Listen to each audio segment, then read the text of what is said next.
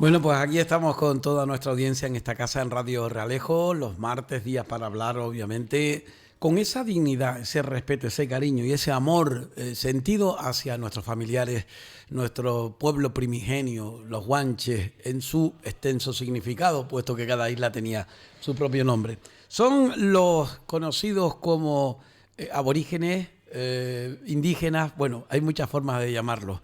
Yo sí sé que hay alguien que de eso sabe mucho y que el otro día incluso también en una charla extraordinaria abajo en el Instituto de Estudios Hispánicos de Canarias de Puerto de la Cruz lo dejó bastante claro y además con una emoción que a todos nos invadió.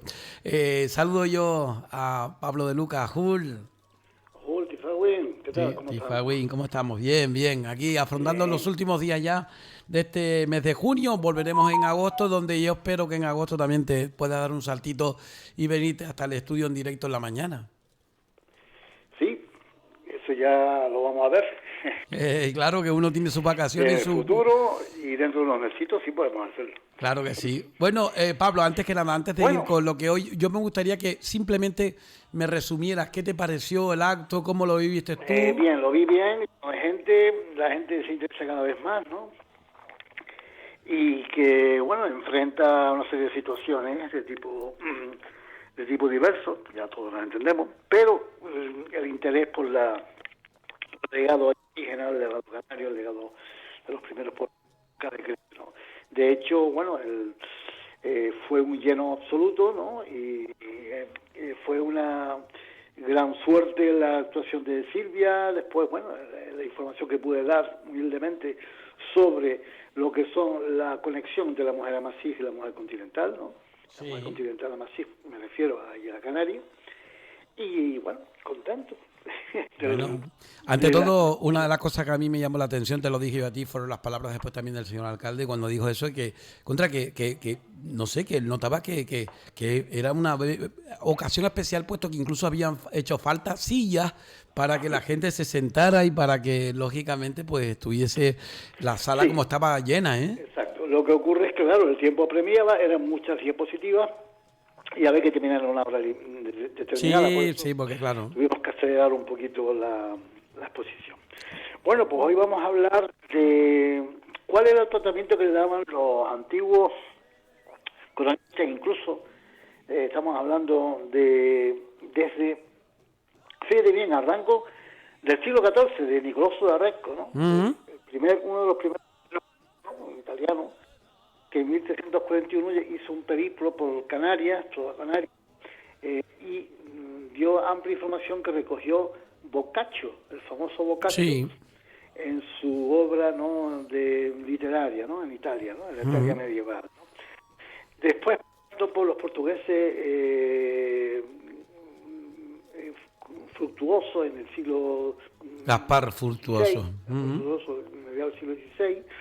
Anteriormente estuvo Calamosto, que era otro veneciano, en el siglo XV, mediados del siglo XV. Todos ellos, aparte después de los que eran los clásicos como Spinoza, Abreu, Torriani, que fueron posteriores, finales del siglo XVI, todos ellos adolecen de un tratamiento de lo que es la existencia propiamente dicha Sí. de lo que es ser indígena, ¿no? O sea, de las El vivencias de ese concepto, ¿eh? pueblo, ¿no? Ujú. Las primeras fuentes documentales, yo creo que no se hicieron un eco del conocimiento indígena.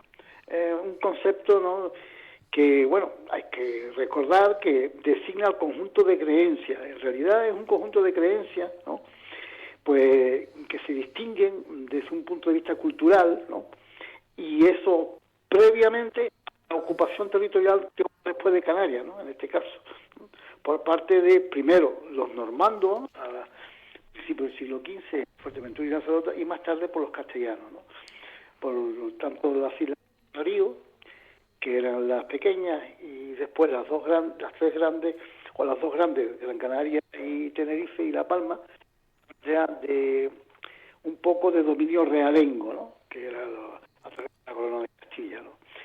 Es una problemática que todavía subyace en muchas fuentes historiográficas, ¿no? O sea, es una consecuencia de una gente que vivía más allá del mar, en tierra hóspitas. Mira, había una que cosita, explorar, perdona que te interrumpa, todo, Pablo, pero perdona que te interrumpa, pero es que se sí. nos entrecorta. Estás en el fijo, ¿no? Ujú. Es que se nos entrecorta. ¿Será que tiene poca batería o algo el...? No.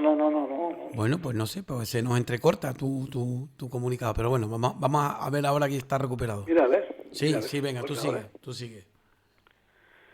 Pues como iba diciendo, pues los marinos ya habían empezado ya a familiarizarse con esta, con esta tierra, ¿no? Que estamos más allende de los mares.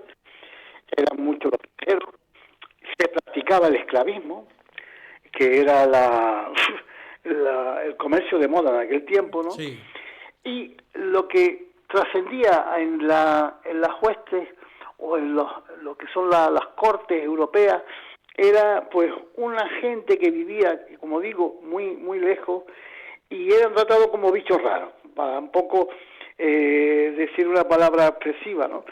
El descubrimiento de grupos humanos que no sabían o que no conocían los metales, parecía, que practicaban una serie de costumbres que no tenían nada que ver con el cristianismo, ¿no? Entonces, claro, ellos decían que eran como gentes marginadas que había que evangelizar y de paso, por supuesto, aprovechar, como dije antes, ¿no? La clave económica, ¿no? Que era la venta de esclavos, ¿no? Esto un poco decía o parecía poner en el tapete que las culturas nativas eran las que habían sobrevivido a un modo de vida totalmente alejado de la cristiandad, ¿no? De lo que era la revelación divina, ¿no? Por lo tanto, esa inferioridad tecnológica, ¿no? Y esa un poco de generación, podríamos llamar, de lo que era la cultura que estaba vigente en aquellos pueblos, era lo que llamaba la atención de los europeos, de los viajeros europeos que surcaban los mares ya desde aquella época, ¿no? Estamos hablando a partir del siglo XIV, del Océano Atlántico, ¿no?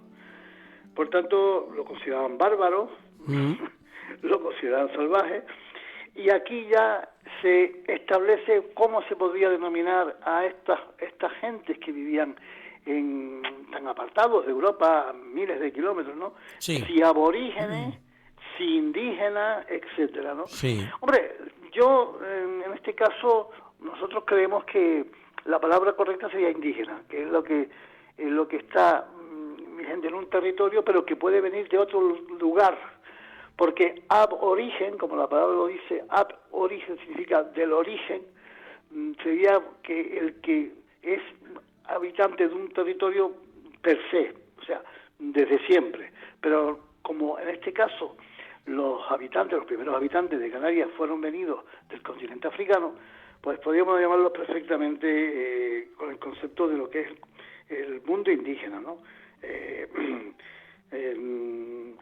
En realidad los cronistas no se ocupaban de lo que es el sentido místico, el sentido espiritual de estos pueblos, sino solamente se ocupaban de la parte material, de lo que encontraban, ¿no? Si, por ejemplo, encontraban un esqueleto, encontraban una serie de momias, una serie de elementos materiales como cerámica, etcétera, se centraban en eso, pero no penetraban, como es lógico, Sí. en lo que es el sentido esencial de ser indígena. No hablaban desde el punto de vista de los indígenas, ¿no? Esto es lo que quiero decir. Sí. Había lo que se llama un fuerte, entre todos los autores, estamos hablando, no solamente... Sí, era una corriente más bien, ¿no? Es una corriente, efectivamente. Bueno, como te dije antes, ya en los más contemporáneos, como Vives y Clavijo, Torriani, Abreu, etcétera, había un posicionamiento etnocentrista, o sea, sí.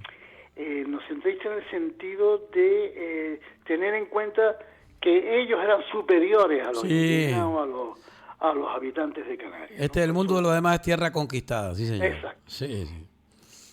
Ese Por lo establecimiento. tanto, eso sería importante resaltar, ¿no? Sí. En realidad había una diferencia importante, ¿no? Sí, ¿no? Entre lo que es el estilo occidental, ¿no? Sí. Y el europeo, ¿no? Y que esas son y las teorías el mundo después indígena. del buen salvaje, ¿no? Las teorías que después, en el siglo XVIII especialmente... El buen salvaje fue muy socorrida, Sí, este término, por los franceses, en este caso Sabine Berthelot y cierto. René Vernon, pero Sí, sobre todo Sabine Berthelot, que lo decía bajo un punto de vista romántico, sí, estamos hablando del final del siglo XIX, cierto. y que determinaba, bueno, que el buen salvaje con respecto a esos invasores y tal, pero no se imbuía, como es lógico, dada su mentalidad europea, en el sentir mismo del guanche, ¿no? Del canario, porque para eso hay que ser, tiene que ser uno, tener un alma canaria, un alma indígena de por sí, ¿no? Por tanto, hay bastante exposición, eso sí, de cómo eran los trajes, de cómo eran las costumbres y tal, pero de una forma, diríamos, muy fría, muy especial, en el sentido de describir estos elementos culturales, pero sin entrar a fondo en lo que era su verdadera esencia, o sea, la esencia pura de un pueblo, ¿no? Sí, Y esta es la diferencia que quiero resaltar con respecto a las teorías estas, ¿no? sí. De cómo se trataba al indígena, ¿no? Claro, es que hoy en día, yo te lo dije a ti el otro día, hoy en día hay gente, incluso a mí me han dicho, mire, yo leo el texto original, lo respeto, si dice aborigen, digo aborigen, porque hay gente que le molesta el que uno se, digamos, cuando explica o habla acerca de los guanches diga aborigen, no sé por qué, es el término que no les gusta a mucha gente, pero que yo muchas veces lo hago no porque yo lo quiera, sino porque viene en el texto dado, ¿no? Claro, esto es una constante en todos los cronistas y en todos los autores que acabo de nombrar, a excepción, creo yo, de uno que es, en este caso, Marín de Cuba. Marín de Cuba sí dio una descripción bastante acertada y hay datos muy interesantes que no están en los demás autores. Sí. Marín de Cuba encuentra un sentido de lo que es la zona o la parte etnográfica de lo que es el pueblo canario, el pueblo guanche, y da más información, ¿no? Sí. Aunque esté un poco imbuido, como siempre, por el espíritu etnocentrista, pues da más información y se mete más en el pellejo, vamos a llamarlo así, de lo que es el pueblo canario precolonial, ¿no? Tú sabes que yo tengo un pequeño chiste cuando me dicen cosas de ese tipo. Sí fue un importante legado, ¿no? En cuanto a Mira, yo tengo un pequeño chiste que yo siempre lo digo porque es que se me ocurrió así. Y cuando alguien me dice a mí lo de aborigen, le digo, no, pero si yo lo digo por Abora, en La Palma. No tiene que ver nada. No, ya, pero es un juego de palabras, es un juego de palabras. Sí, ya que hablas de Abora, viene bien decir que era la divinidad de los palmeros, sí, cierto. Denominaban a la divinidad, los venadoritas, ¿no? Sí, cierto. Pero era una divinidad agrícola, no hay que olvidar eso. No Ahora, vale. Esta palabra que está documentada en el continente, perdón, está relacionada con la actividad agrícola. Hubo una actividad agrícola al principio en la isla de La Palma, pero la actividad volcánica que hubo, ya desde antes, desde antes de la época histórica ya hubo volcán antes que exactamente. Un poco dio al traste con lo que es la agricultura palmera. Sí. Y entonces, pues, se dedicaron exclusivamente a la ganadería, ¿no? O sea, un poco a lo que es los rebaños de cabra y oveja y tal, y dejaron un poco al tanto esta agricultura porque las condiciones del terreno, debido a esa influencia un poco negativa de lo que son las erupciones volcánicas, lo dejaron de lado. Pero ellos tenían una divinidad que era Abora, agrícola. Y eso ya se da en algunos pueblos del continente, ¿no? También, evidentemente, ¿no? Bueno, pues eso es lo que podríamos decir, ¿no? Evidentemente, ¿no? Bueno, pues estamos hablando de un apartado necesario, porque yo creo que lo que se pretende y lo que uno quiere es por lo menos centrar a la gente, porque creo yo que se dispersa mucho la información.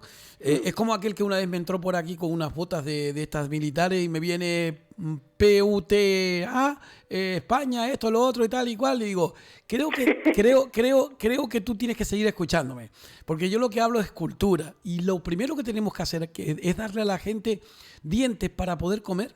es que el problema está en que estamos en pañales en muchas cuestiones, sobre todo de la cultura y del cariño claro, y el amor claro. a nuestra tierra, ¿no? Volvemos a repetir que la cultura está reconocida por la UNESCO. Esto es algo esencial, Sí, ¿no? pero que resulta que aquí la gente se queda más que con los hitos, con las cositas, con los fisquitos que salen para arriba. Pero deja lo más importante, que es la base, es el cariño, es el amor, es el sentimiento que vivimos el otro día abajo en el Puerto de la Cruz. Eran tus ojos Es el sentimiento, casi con lágrimas al escuchar esa oración, el pues también te más así. lo que Claro, eso es lo claro. que se diferencia, diríamos, de la visión, diríamos, objetiva, fría, Sí, muy, diríamos, en plan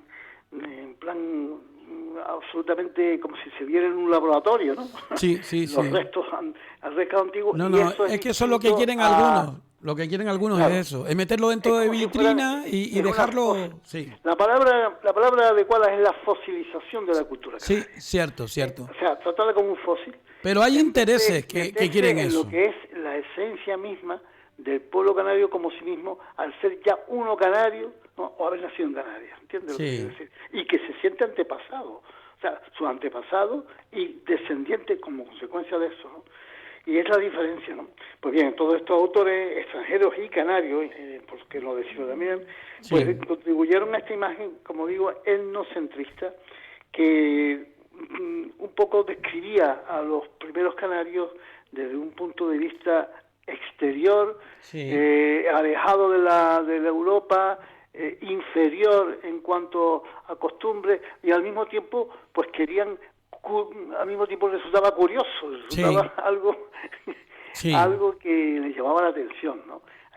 Todos recordamos el famoso Mensei, que fue llevado a Venecia, ¿no? Cierto. Después del intento de invasión. A mí me llama la atención una cosa que es muy importante y tú has dicho hoy y que le recuerdo a la gente cuando dice, mira, pero Italia, ¿qué tiene que ver con Canarias? ¿Cómo?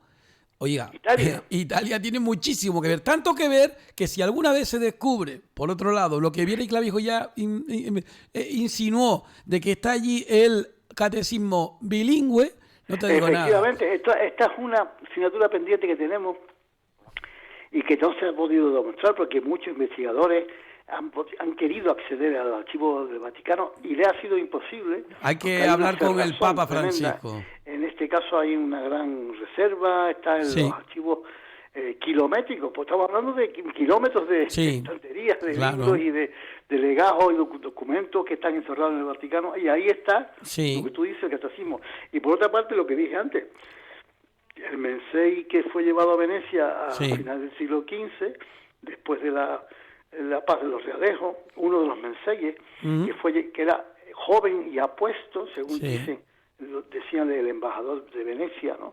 Y que fue donado por los reyes católicos como una muestra para que el pueblo veneciano admirara de forma curiosa a un ser que venía bronceado, moreno, que venía de otro continente. Pues bien, nosotros hemos hecho investigación sobre este aspecto y hemos llegado a la conclusión que se trata del Mensei Pelinor. ¿Pelinor? Del Mensei Pelicar, Deicode. Deicode. Y es por una serie de datos, ¿no?, en los que hemos recogido información de Romeo de Armas en cuanto a la otorgación o el otorgamiento de datas de terrenos, ¿no?, a los distintos menseyes. Si exceptuamos, por ejemplo, el Mensei de Taoro, que fue muerto en la batalla de San Roque, el Mensei de Weimar, que estuvo desaparecido y no se supo más de él, Añaterbe, ¿no?, en los cuales no consta que le hubiera sido otorgado tierras de repartimiento, pues quedaban como, de los 9 quedaban 7. A la mayoría se le dio tierras y repartimiento en los distintos menseyatos, ¿no? Unos por colaborar en los bandos de paz y tal, excepto uno. No hay constancia, de que se diera al Mensei de Icoden, o sea, Pelicar, tierras. Por lo tanto, seguramente que fue para ella, ¿no? El que fue donado en regalo porque tenía unas características estéticas distintas a los demás. Era muy joven y era moreno. Dicen, De tez morena. En Italia le llaman berrettino porque tenía un birrete, un gorrito y tal, que bueno, le llaman incluso el sarraceno. Y es curioso, en la plaza de San Marco de Venecia todavía está la cúpula de un reloj. Pues, donde hay un guanche, sí, exacto, ¿no? Hay un guanche. Sí, y ahí la gente que vaya a Venecia puede fijarse perfectamente, y esa es una herencia, ¿no? No se sabe qué pasó con este guanche, al que lo exhibieron por las calles de Venecia para curiosidad del pueblo, ¿no? Sí. Y después parece ser que lo llevaron a una ciudad llamada Padua, ¿no? Sí. Y ahí se le perdió la pista. Por tanto, pues, y nunca más volvió a Canarias. Bueno, hay un dato que no me acuerdo qué autor fue, pero que habla acerca de la llegada precisamente de ese Mensei y de también una serie de jaulas de pájaros canarios que iban allí, que se escaparon y que dice que después, obviamente, que el canario pobló también toda esa parte de Italia y demás, por extensión de Europa, ¿no? Mira, es curioso, pero descendientes canarios llevados a Europa, no solamente Mensei de Icod llevado a Venecia, sino que en la propia dinámica esclavista que se produjo entre 1490 y 1496, donde sobre todo en los años 1495, sobre todo la guerra, a la ciudad de Valencia en España y Sevilla, que son los esclavos, lugares donde llegaron como destino los esclavos canarios, tanto palmeros como tinerfeños como gomeros, sobre todo tinerfeños y palmeros, ¿no? Sí. Pues ahí estaban siendo vendidos en las plazas públicas de estas ciudades, ¿no? Y en la lonja de Valencia y tal. Fueron llevados en grandes cantidades. Vicenta Cortés, que es una autora que recoge la esclavitud a mediados del siglo pasado, recoge perfectamente la esclavitud de los canarios que fueron llevados, ya digo, muchos tinerfeños y tinerfeñas llevados allá. Pues bien, una buena parte regresó. Regresó porque los reyes católicos, al ser, digamos, de bandos de paz y cristianizados, regresaron. Pero otra parte se quedó allá. Por lo tanto, tenemos la paradoja, la circunstancia de que cierta sangre canaria quedó en la zona de Levante, en la parte oriental de España, y algunas en la parte de Andalucía, en este caso en la propia Sevilla, ¿no? Que fue, como se sabe, la Plaza del Arenal de Sevilla, donde está, en la parte vieja de Sevilla, la zona vieja, es la que está, la que se hacía el mercadeo de los Bueno, terminamos ya, puesto que me imagino que ya estarás ya al límite, pero sí puedo decir, recomendar a la gente, no es historia, es novela, pero está bastante bien porque Jesús, Alberto Reyes Cornejo en Cherfe lo ejemplifica de una manera, ese momento del mercado, ese momento de cómo se ve el guanche en la península. Bueno, es un tema muy bonito, de verdad que recomiendo ese libro de lectura para este verano. Cherfe, recuerden, es pues también Mensei o hijo de Mensei del sur de la isla, que va a las cortes europeas, no, a las cortes españolas, a pedir justicia para su pueblo y por unas tierras que le quieren quitar. Es una historia muy, muy bonita. Es novela, como digo, pero no hay duda que nos mete de lleno en una realidad que fue y que no podemos soslayar ni olvidar, obviamente.